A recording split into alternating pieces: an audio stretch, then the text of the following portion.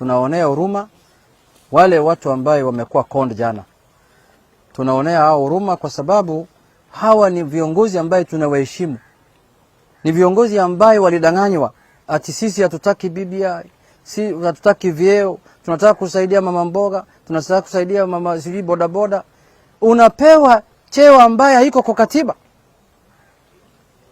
Musalia Mudavadi unapewa cheo ambaye haiko ati 14 days after Ruto is elected. Who told him Ruto will be elected? He is going to do an executive order to appoint Musalia Mudavadi.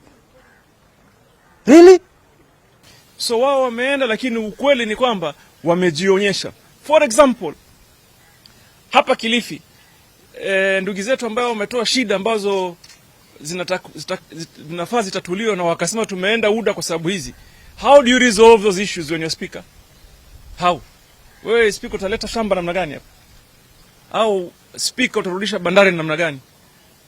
You know? Ama utafanya hizo ajira, utaandika watu through the Parliamentary Service Commission, watu watatu.